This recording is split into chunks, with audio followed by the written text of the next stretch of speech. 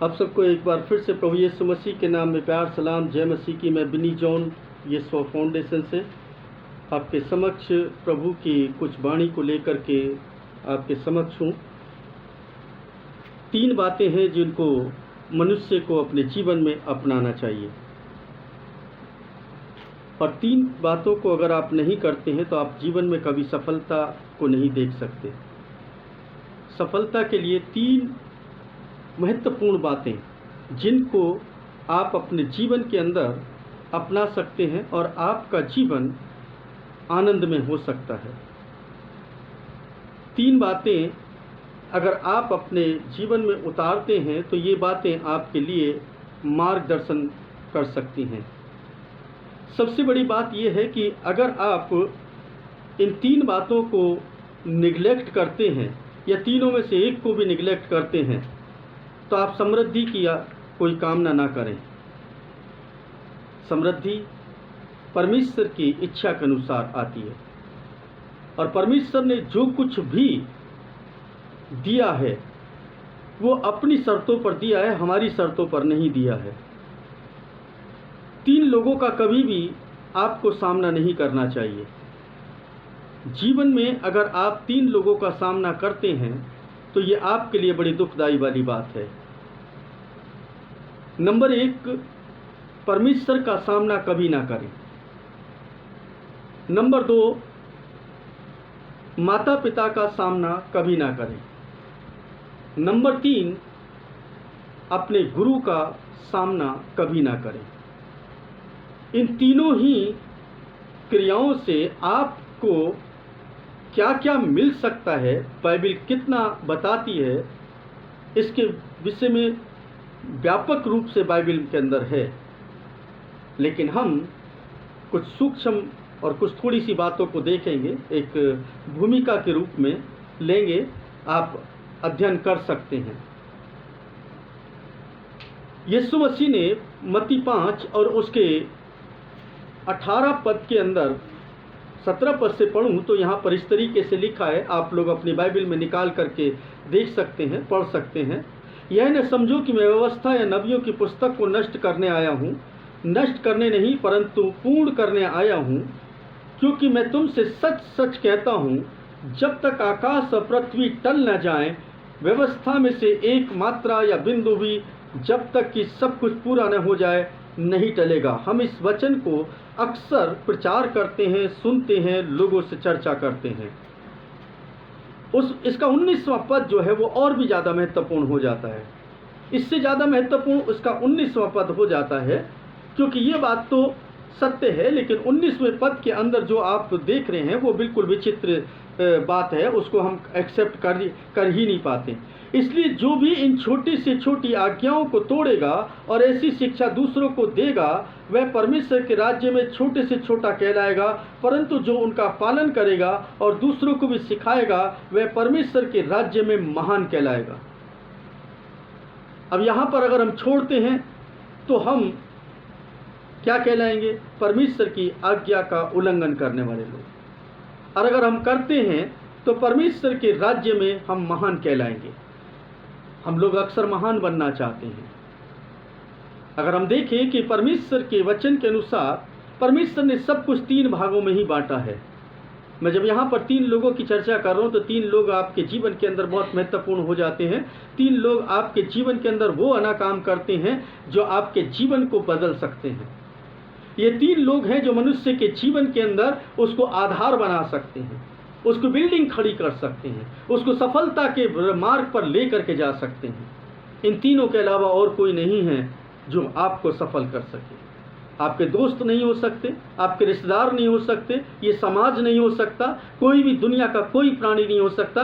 अगर ये 3 नहीं है तो आप जीवन में सफल नहीं हो सकते। जीवन में सफलता पाने के लिए केवल 3 ही मंत्र हैं, 3 ही से शख्स हैं, और इन 3 शख्सों को आपने अगर नाराज कर दिया, तीनों में से एक को भी नाराज कर रहे हैं आप, तो समझ लें कि आपके जीवन के अंदर बढ़ती नहीं घटती होने वाली है। नंबर 1 परमेश्वर है। परमेश्वर जो कि हमारा सृजनहार है, हमारा तारणहार है, हमारा पालनहार है। अगर हमने उसको निगलेक्ट किया, हमने उसको नज़रअंदाज किया, तो यकीनन हम उस कुछ भी प्राप्त नहीं कर सकते।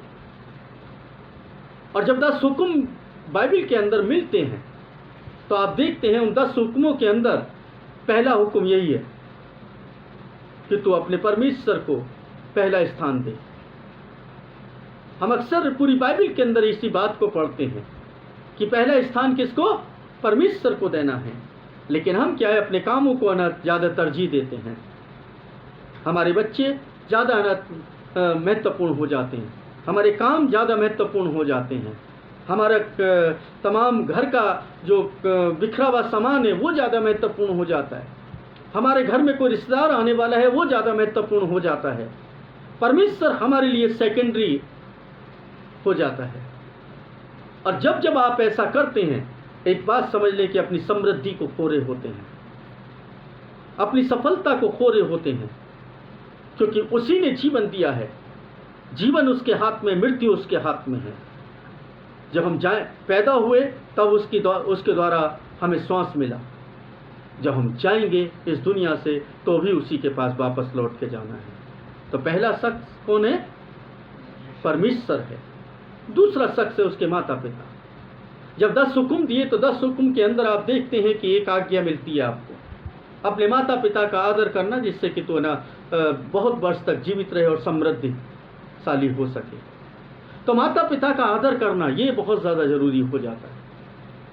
अगर मान लीजिए हमने 3 बातों में से ये दूसरी बात को छोड़ दिया, जो अक्सर देखने के लिए मिल रहा है आधुनिक समाज के अंदर, और माता पिता भी कई बार अपने बच्चों को क्या करते हैं, प्रोत्साहित करते हैं कि वो उनका सामना करें। जब जब हम बच्चों के अनावश्यक मांगों को पूरा करते हैं, तब तब हम उनको सामना करने के लिए प्रेरित कर रहे होते हैं। हम बच्चों को नहीं सिखा रहे होते हैं कि हमें किस तरीके से जीना है, बल्कि हम कहते थे कि आधुनिकता में आगे हैं, इसलिए हमें क्या करना चाहिए, बच्चों की बात माननी चाहिए। बच्चों के पास एक्सपीरियंस नहीं होता है, बच्चों के पास समझ नहीं होती है। ना भूलें कि आप लोग भी जब 30-40 के बाद परे हो चुके हैं, जब आप 18, 20, 25 की एज में थे, अपनी मन मर्जी करते थे। उस वक्त में आपने कौन सा अच्छा काम किया आपको पता है, आप किस तरीके की सोच रखते थे आपको पता है, आपने किस तरीके से आज्ञाओं का उल्लंघन किया आपको मालूम है।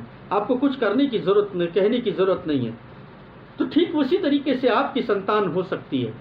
आपकी संतान को नहीं पता है, कहीं बाहर यार दोस्तों के साथ उसने कुछ सुन लिया, कुछ सीख लिया, वही बात आपको आकर के बताएगा, वही बात आपको आकर के कहेगा और कहेगा कि हाँ इस तरीके से करना चाहिए, ये ज़्यादा अच्छा है।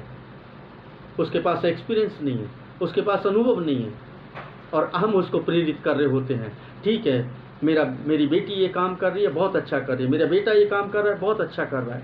नहीं, आपको बताना चाहिए, क्योंकि माता पिता होने के नाते आपको बताना चाहिए कि सबसे पहला स्थान परमेश्वर का है, परमेश्वर के बगैर कुछ नहीं है। ये सिखाना किसको है, ये शिक्षा किसको देनी है, ये व्यवस्था की बात किसको सिखानी है, माता पिता को सिखानी है। अगर आप नहीं सिखा रहे तो अपने बच्चों को बर्बादी की तरफ लेकर के जा रहे हैं, आप समृद्धि की तरफ नहीं, घटती की तरफ लेकर के जा रहे हैं। आपको समृद्ध होना है तो अपने बच्चों को बताना पड़ेगा माता पिता का ओहदा क्या है, और जो बच्चे हैं उनको समझना पड़ेगा कि माता पिता का ओहदा क्या है। परमेश्वर ने इसको ठहराया है, किसी मनुष्य ने नहीं ठहराया है। परमेश्वर ने ठहराया है कि अगर कोई व्यक्ति माता पिता की आज्ञा का उल्लंघन करता है तो वो श्रापित है, वो श्राप के अधीन आ जाता है, वो परमेश्वर से आशीषित नहीं हो सकता, समृद्धि नहीं मिल सकती। क्यों? क्योंकि परमेश्वर की आज्ञा का उल्लंघन है। हम कई बार देखते हैं बच्चे लोग जो है माता पिता का कहना नहीं मानते, और ये आधुनिकता का एक बहुत बड़ा कारण है। और सबसे बड़ी बात तो ये है कि संसार के अंदर जो है ये आधुनिकता जो है परमेश्वर से दूर कर रही है, लोगों को परमेश्वर से बिल्कुल विमुख कर रही है, हमारी शिक्षाओं से विमुख कर रही है, हमारी जो विधियां जो परमेश्वर ने ठहराई हैं उससे विमुख कर रही है। हम कहीं ना कहीं खोते जा रहे हैं इस सांसारिकता में, चकाचौंध के अंदर। हम देखें जब यीशु मसीह के चेलों ने देखा कि मूसा और एलिया के दर्शन किए, तो वहाँ पर भी 3 का जिक्र मिलता है। वहाँ पर चेले कहते हैं हे प्रभु हम यहाँ पर 3 मंडप बना देते हैं, एक तेरा, एक मूसा का और एक एलिया का। अब वहाँ पर भी देखें कि वहाँ पर 3 चीज़ें दिखाई जा रही हैं, मूसा का मंडप, एलिया का मंडप और प्रभु का मंडप। तो कहने का मतलब है कि आप देखें कि यहाँ पर ना एक 3 तरीके से इस संसार के अंदर कार्य होता है। तीनों तरीके क्या हैं? नंबर 1, पिता की परमेश्वर जो है अपना काम करता है, वो ना चाहता है कि नियम विधियों के साथ चले, पर माता पिता जो है अपने जीवन भर ना क्या करते हैं, मूसा के जैसे देखें। मूसा को देखें, उसने एक पिता की भूमिका को निभाया है। आप देखें कि कितने गलत रास्ते पर उन्होंने उसने देखा है कि इस्राएली लोग चले हैं, कितनी बार उसका सामना किया। आप देखें कि कितनी बार उसके सामने बलवा किया। हम परमेश्वर के सामने बलवा करते हुए देखते हैं, परमेश्वर को चैलेंज करते हुए देखते हैं। हम बाबेल के मीनार के बारे में पढ़ते हैं। हम पढ़ते हैं कि निम्रोद ने कैसे परमेश्वर के तुल्य बनने की कोशिश की। हम देखते हैं परमेश्वर के समक्ष जो प्रधान स्वर्गदूत है, जो शैतान आज है, उसने कैसे बलवा किया और कैसे उसका सामना किया। परमेश्वर ने उसको नीचे गिरा दिया, ऊपर नहीं उठने दिया। निम्रोद ऊपर उठा लेकिन नीचे गिर गया। क्यों? क्योंकि परमेश्वर का सामना किया। आपको बता दें, मूसा एक पिता की हैसियत से काम कर रहा था। बाइबल कहती है कि हमें आदर करना चाहिए, लेकिन नहीं किया। कुड़कुड़ाने लगे, तुमने मेरे लिए किया क्या है? हम भूखे मर रहे हैं, मिस्र में अच्छे थे, मूसा तू तो हमें मरने के लिए ले आया है। आज ठीक यही बात माता पिताओं के प्रति बच्चों के होती है। तुमने हमारे लिए किया क्या है? तुम्हें रास्ता दिखा दिया, ये क्या कम था? तुम्हें चलना सिखा दिया, क्या ये कम था? तुम्हें उस मार्ग पर लेकर क्या ये कम था? नहीं, माता पिता से सवाल जवाब किए जाते हैं कि तुमने हमारे लिए क्या किया। लेकिन मूसा पिता की हैसियत से उनके लिए हमेशा रोता और गिड़गिड़ाता रहा और कहता रहा कि हे यहोवा, तू इनको माफ कर दे। ये नहीं जानते हैं, इनको नहीं पता है, इनकी गलतियों की सजा इनको मत दे। बच्चे के जैसे उनके लिए रोता और गिड़गिड़ाता था। वो कुड़कुड़ाते थे। वो परमेश्वर के विरुद्ध भी बलवा कर रहे थे और मूसा के विरुद्ध भी बलवा कर रहे थे। और यहां तक बलवा किया कि कोरान और उसकी मंडली ने उसके सामने जाकर के कहा, क्या तू ही पवित्र है? क्या तू ही परमेश्वर से बात कर सकता है? हम भी बात करते हैं, मंडली का एक एक व्यक्ति पवित्र है। आज पवित्रता का ढोंग ना नचाया जा रहा है। आज हर व्यक्ति पवित्र बनकर के बैठा हुआ है। हर व्यक्ति कह रहा है कि मैं सबसे ज्यादा पवित्र हूं। और जानते हैं, जो परमेश्वर के द्वारा ठहराए गए हैं उनका सामना किया जा रहा है। लेकिन परमेश्वर की तरफ से जानते, कोरह और उसकी मंडली को सत्यानाश कर दिया जाता है। इसलिए कभी भी उनका सामना ना करें। ऐसे परमेश्वर का सामना ना करें, माता पिता का सामना ना करें। तीसरा, कभी भी गुरु का सामना ना करें, क्योंकि इन दोनों के बाद में तीसरा नंबर जो आता है वो गुरु का आता है। उस व्यक्ति का कभी भी सामना ना करें जिसने आपको जीना सिखाया है। माता पिता ने जन्म दिया, आपको बड़ा करके बड़ा किया, उस व्यक्ति के सामने कभी भी ना करें जो आपको अच्छी बातें बताता हो, जो निस्वार्थ भाव से आपके लिए एक गुरु का काम कर रहा हो, जिसमें कोई स्वार्थ ना हो। ऐसे गुरु की कभी भी सामना ना करें, कभी बदनामी ना करें, क्योंकि यीशु मसीह कहते हैं चेला गुरु से बड़ा नहीं हो सकता। लूका 6 उसके 40 पद के अंदर हम पढ़ सकते हैं, चेला गुरु से बड़ा नहीं हो सकता है। लेकिन आज तो चेले ही गुरु से बड़ा बनना चाहते हैं, गुरु को ही ज्ञान सिखाना शुरू कर देते हैं। आप हो सकता है कि शायद आप बड़े हो जाएं। मैं आपको बता सकता हूं कि मैंने अपने जीवन के अंदर अपने गुरु के सामने कभी भी अपने आप को बड़ा साबित नहीं किया। चाहे वो थोड़ी देर के लिए रहे हो, कुछ समय के लिए रहो, लेकिन गुरु गुरु होता है, उसका सामना नहीं कर सकते। और उसका जब मैंने सामना नहीं किया तो परमेश्वर ने मुझे भी उनके तुल्य बना दिया, उनके समकक्ष खड़ा कर दिया। क्यों? क्योंकि मैंने उनकी आज्ञा का पालन किया। मैंने गुरु की एक एक बात को समझा है। यहाँ तक कि किसी भी काम में रहा, मैं कोई भी काम किया है, जहाँ पर मेरा कोई गुरु रहा है, मैंने उस बात को हमेशा याद रखा है। मुझे अच्छा लगता है कि जब मैं गुरु की बात करता हूँ। एक दोहा है, गुरु गोविंद दो खड़े काके लगूं पाऊँ, बलिहारी गुरु आपने गोविंद दियो बताए। यानी कि जो आपको परमेश्वर का मार्ग बताए, वो उसका जो दर्जा है वो कम नहीं है, क्योंकि उसको आप देख सकते हैं, उसको छू सकते हैं, उसको महसूस कर सकते हैं, उसको सुन सकते हैं, उससे बातचीत कर सकते हैं। वो आपके लिए बहुत महत्वपूर्ण होना चाहिए, क्योंकि गुरु के बगैर आपका जीवन बिल्कुल अधूरा है। जिसके पास गुरु नहीं, वो व्यक्ति कभी भी आगे नहीं बढ़ सकता। और जो गुरु की अवहेलना कर दे और जो गुरु की बात का तिरस्कार करे, वो व्यक्ति भी कभी आगे नहीं बढ़ सकता। क्यों? क्योंकि परमेश्वर ने उसको भी बड़ा दर्जा दिया है। यीशु मसीह खुद कहते हैं, चेला गुरु से बड़ा नहीं हो सकता। यीशु मसीह कहते हैं कि जाओ चेले बनाओ, गुरु मत बनाओ। अगर वो चाहता तो कहता गुरु बनाओ, लेकिन वो कहता है चेले बनाओ। और आज चेले नहीं हैं, गुरु हैं। गुरु बहुत हो गए हैं, चेले कम हैं। और अगर आपने परमेश्वर के द्वारा ठहराए गए किसी भी व्यक्ति की, जो आपके लिए आपका गुरु बना है, देखिए जीवन में गुरु की परिभाषा क्या है, इसको समझ लें आप। गुरु की परिभाषा को अगर आपने समझ लिया तो समझ लीजिए आपका जीवन है ना बहुत अच्छा हो जाएगा। गुरु की परिभाषा ये है, जिसके द्वारा जीवन आपका चलने लगे, जिसके द्वारा आपके जीवन के अंदर खुशियां आ जाएं, जिसके द्वारा आपका जीवन सफलता के मार्ग पर चलने लगे, जिसके सिखाने से समझ लो कि वो आपका गुरु है। और वो गुरु तो एक ही हो सकता है,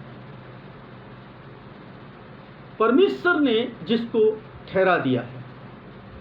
आपके जीवन में, मेरे जीवन के अंदर एक व्यक्ति को जरूर ठहराया होगा जो आपका गुरु होगा, क्योंकि मेरे जीवन के अंदर भी एक गुरु, जिसके द्वारा मैं प्रभु के पास आया, जिसके द्वारा मैंने प्रभु की बातें सीखी, जिसके द्वारा मैं प्रभु के साथ साथ चला, और जिसके द्वारा मैंने अपने जीवन को आगे बढ़ाया, और मैंने उनको कभी नहीं भूला। आज तक नहीं भूलता हूं, आज भी मैं उनका जिक्र करता हूं। जहां कहीं भी जाता हूं, आज भी मैं उनका जिक्र करता हूं कि वो मेरे गुरु रहे, और उनके द्वारा मैंने बहुत कुछ सीखा है। अगर वो नहीं होते तो शायद आज मैं यहां नहीं होता। इसलिए अपने जीवन के अंदर उस गुरु को कभी भी नीचा ना होने दें। अगर आपके वचनों से, आपके शब्दों से, आपके कार्यों से अगर आपके गुरु का अपमान हो रहा है, आप अपने गुरु को नीचे कर रहे हैं, तो आप ऊपर उठने की कामना कभी ना करें। आप ऊपर नहीं उठ सकते। और जितने लोग भी अपने गुरु की कभी भी अवहेलना करते हैं, उसकी आज्ञा की अवहेलना करते हैं, उन लोगों को कभी भी सफल होते हुए नहीं देखा, उनको मुश्किलों में पड़े हुए देखा है। इसलिए जीवन में ये तीन लोग बहुत महत्वपूर्ण हो जाते हैं। नंबर 1 परमेश्वर, नंबर 2 माता पिता, नंबर 3 गुरु। ये तीनों का सम्मान अगर आपने कर लिया तो आप समझ लीजिए बहुत अच्छे हैं। इस दुनिया के अंदर आजकल बहुत सारे मेंटर हो गए हैं। जरा सी 4 बातें कोई इधर से उधर से बता दे तो वो गुरु बन जाता है। जीवन जीने के लिए जिसने सिखा दिया वो आपका गुरु। जिसने जीवन को चलाना सिखा दिया वो आपका गुरु। जब आप चलना नहीं जानते थे तब आपको चलना सिखाया वो आपका गुरु। जिसके द्वारा आप बड़े किए गए उसका कभी सामना ना करें। परमेश्वर के द्वारा आप बड़े किए गए उसका कभी सामना ना करें। माता पिता के द्वारा आपको बड़ा किए तो उसका सामना कभी ना करें। गुरु के बताए रास्ते के द्वारा आप आगे बढ़े उसका कभी सामना ना करें। तीनों का ही सामना करने वाले लोग हमेशा नीचे की तरफ जाते हैं, ऊपर की तरफ कभी नहीं जाते हैं। अगर आपको ऊपर उठना है तो इन तीनों को खुश करना पड़ेगा। ये नहीं कि उनके सामने जाकर के गिर जाएं, उनके सामने ऐसा करें। हृदय से आपके अंदर निकलनी चाहिए, ये है ना मेरा गुरु है। आपको फक्र होना चाहिए इस बात पर कि किसी ने मुझे जीने की राह सिखाई है। लेकिन क्या होता है इस संसार के अंदर आज है ना, बहुत विचित्र सी बात हो रही है। अब तो है ना लोग है ना गुरुओं को है ना क्या रास्ता बताने लगेंगे। जिसके पास एक्सपीरियंस ना बढ़ जाता है ना, गुरु के पास हमेशा एक्सपीरियंस बढ़ता है, ध्यान रखिए। चाहे वो किसी भी फील्ड में हो, चाहे वो व्यापार में हो, चाहे वो नौकरी में हो, जो आपसे पहले, यानी कहने का मतलब इसको कह सकते हैं जो आपसे सीनियर हो चुका है, उसके पास हमेशा आपसे ज़्यादा होगा। आप उसको क्या सिखाएंगे? कुछ सिखा सकते हैं? नहीं सिखा सकते। मैं भी नहीं सिखा सकता। आज भी मैं ना जितने मुझसे सीनियर है, मैं कभी भी उनका ना उनके सामने कभी भी है ना अपने आप को बड़ा नहीं साबित करता। मुझे है ना मालूम है, क्योंकि वो मुझसे एक दिन सीनियर है तो सीनियर है। मुझसे पहले है ना परमेश्वर ने उनको बुलाया है, इसलिए वो पहले से है ना वो मेरे गुरु ठहराए गए हैं। तो इसलिए है ना मुझे उनका आदर करना चाहिए, क्योंकि वो है ना सम्मान के योग्य व्यक्ति हैं। लेकिन आज ये सब खत्म हो गया है, परंपरा खत्म हो गई है। ये गुरु शिष्य की परंपरा जो है जब तक बनी रहती है तब तक है ना आपके जीवन के अंदर अच्छा होगा, भला होगा, और आप जीवन के अंदर बहुत कुछ आशीष से पाएंगे। अगर आपने ऐसा नहीं किया तो आप समझ लें कि आपके जीवन के अंदर बढ़ती नहीं आ सकती। आप जीवन में सफल होना चाहते हैं, कोशिश करते रहें, कोई बुराई नहीं है। ये आपको वक्त बताएगा जब वक्त निकल जाएगा। अभी भी समय है, इसलिए 3 लोगों को कभी भी है ना नाराज ना करें। हृदय से आदर करें, हृदय से उनकी बात का पालन करें, जो कुछ सिखाया उस पर ही चलते रहें। अपने लिए एक नई है ना दिशा निर्देश न पाने के लिए ना एक नए ना गुरुओं को ना टटोल लें, नए है ना माता पिता को ना टटोल लें, नए प्रभुओं को ना टटोल लें। जब मैं कहते हुए सुनता हूँ इस संसार के अंदर, ओ ये तो मेरे लिए परमेश्वर के जैसा है, ये तो मेरे लिए भगवान के जैसा है, ये तो मेरे लिए माता पिता के समान है, माता पिता है, ये तो मेरे लिए गुरु है। कितने बनाओगे? कितने लोगों को ना आप ईश्वर बनाओगे? कितने लोगों को आप ना माता पिता बनाओगे? कितने लोगों को आप गुरु बनाओगे? आप बिखर जाएंगे। आप एक रास्ते पर चल ही नहीं सकते, एक मार्ग पर अभी चल ही नहीं सकते, क्योंकि जितने ज़्यादा ईश्वर उतने ज़्यादा रास्ते, जितने ज़्यादा माता पिता उतने ज़्यादा ना आपके रास्ते, जितने ज़्यादा गुरु उतने आपके ज़्यादा रास्ते। लेकिन मार्ग सत्य केवल एक ही है, और वो यीशु मसीह है। तो इसलिए यीशु का आधार बनाएंगे। तो यीशु को आधार बनाने का मतलब है सबसे पहले आपका अंदर परमेश्वर का डर आ जाएगा, क्योंकि आपको मालूम है सबसे पहला स्थान किसका है? परमेश्वर का है।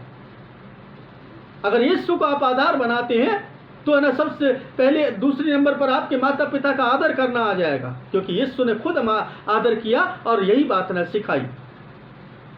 और तीसरी, अगर आप यीशु को फॉलो कर लेते हैं तो आपके अंदर एक गुरु के आदर करने की आवाज़ है, क्योंकि उसने खुद ना एक अच्छे शिष्य के जैसे काम किए, अपने आप को चलाया है। आप देखते हैं जब यूहन्ना बपतिस्मा देने वाला बपतिस्मा दे रहा था तो उसके लिए गुरु के जैसे था। उसने नहीं कहा कि नहीं तू जो है ना मैं तुझे बपतिस्मा दूं, जबकि वो कह रहे हैं कि ना ये आग से बपतिस्मा देगा, उसको मालूम है। लेकिन पहले आया है वो, पहले परमेश्वर ने उसको भेजा है, उसका गुरु बना करके भेजा है, उसके लिए मार्ग तैयार करने के लिए भेजा है। इसलिए उसने कहा कि नहीं अब तो यही होने दे। वहां पर भी वो हम देखते हैं हमारा प्रभु है ना जब ना एक गुरु बना सकता है तो हम 10 गुरु कैसे बना सकते हैं? जीवन को जीने के लिए एक ही माता पिता, एक ही गुरु और एक ही प्रभु परमेश्वर है। और जिसने इन तीनों बातों को समझ लिया, ये तीन ही बातें हैं, 3 बातों के साथ अपने जीवन को चलाएंगे, यकीनन आपको कोई भी हरा नहीं सकता, यकीनन आपको कोई नीचे नहीं गिरा सकता, यकीनन आपके जीवन के अंदर किसी बात की घटी नहीं हो सकती, क्योंकि परमेश्वर आपके लिए सब कुछ करेगा। ये 3 बातें बहुत महत्वपूर्ण हो जाती हैं जीवन में। इन 3 बातों का ध्यान रखें। नंबर 1 परमेश्वर का स्थान, नंबर 2 माता पिता का स्थान। नंबर 3, गुरु का स्थान। परमेश्वर आपको सब चीज़ें मुहैया कराता है और माता पिता आपके लिए जो आशीर्वाद छोड़ करके जाते हैं वो आशीर्वाद ना कोई काट नहीं सकता है, ऐसा ना माना जाता है। ऐसा माना जाता है कि जो माता पिता का आशीर्वाद है उसको परमेश्वर भी नहीं काटता, क्योंकि परमेश्वर ने उनको वो दर्जा दिया है। इसलिए आप देखें, उत्पत्ति की पुस्तक के अंदर आप उठा करके देख लीजिए, इब्राहिम अपने बच्चों को आशीष देता है, वो काटी नहीं गई। इसहाक अपने बच्चों को आशीष देता है, वो काटी नहीं गई। याकूब अपने बच्चों को आशीष देता है, वो काटी नहीं गई। वो जैसी हैं आज तक बनी हुई हैं। तो माता पिता का दर्जा जो कितना बड़ा है, अगर परमेश्वर ने माता पिता को इतना ठहरा दिया है तो वही है। फिर गुरु की आशीष देख लीजिए, जो गुरु के साथ चलता है। यहोशू को परमेश्वर ना क्या करता है, मूसा की जगह खड़ा कर देता है, आज्ञा पालन करता है। एक ही गुरु बनाया उसने, मूसा मेरा गुरु, मैं उसका टहलुआ हूं, बन गया। इस्राएल को निकालने वाला बना। क्यों? क्योंकि उसने गुरु की आज्ञा का पालन किया। अब देखें, यीशु मसीह के चेले यीशु के पीछे चले, उन्होंने कोई दूसरा गुरु नहीं बनाया, यीशु को ही गुरु बना दिया। पतरस ने भी अपने जीवन को चलाया। जब ना पतरस के साथ पीछे चले तो पतरस को गुरु बना दिया। जब उनके चेले बने तो उन्होंने उनके चेलों ने उनको गुरु बना दिया। और इस तरीके से ये परंपरा चलती रही। आज ये परंपरा खत्म हो गई। आज ये परंपरा बिल्कुल ऐसी खत्म हो गई। नहीं, मैं गुरु हो गया, अब है ना ये क्या है, इसको क्या आता है?